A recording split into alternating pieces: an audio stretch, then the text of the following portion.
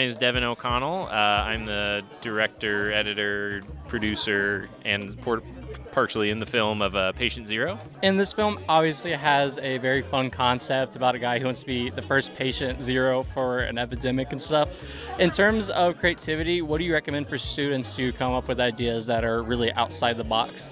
I think it helps to get with other people who have similar mindsets. So myself and the main actor in this, Wilson Mack, we knew each other by proxy from other friends, and basically what we did was one time at another friend's screening, I just said, hey dude, like I think you make really funny stuff. I want to make something funny. We should just get together.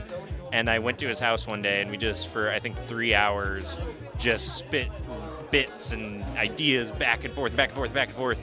And some of it stuck, some of it didn't. So obviously comedy is subjective, and I was just kind of curious, what was it like trying to craft the comedy for this, and what do you recommend for students who want to try comedy?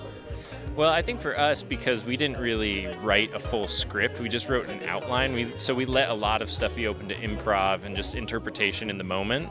I think that was really helpful because we kind of knew we had a similar wavelength when it came to comedic timing and things like that. So when I'm playing the producer behind the camera and I'm saying stuff, we know it's stuff we could use if he comes up with something good to respond.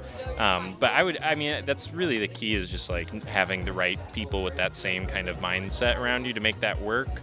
And then just, the concept, you have to start with like, what kind of comedy are we doing? Because we didn't want to start this where it's kind of awkward comedy with this mockumentary, and then in the middle of it gets slapsticky and he steps on a rake and it hits him in the face, and then it's like, well, this has taken a turn. So if you do something like that, you have to lean into it very hard, and we just decided we were going to stay in that lane of this is going to be awkward, so it stayed that way.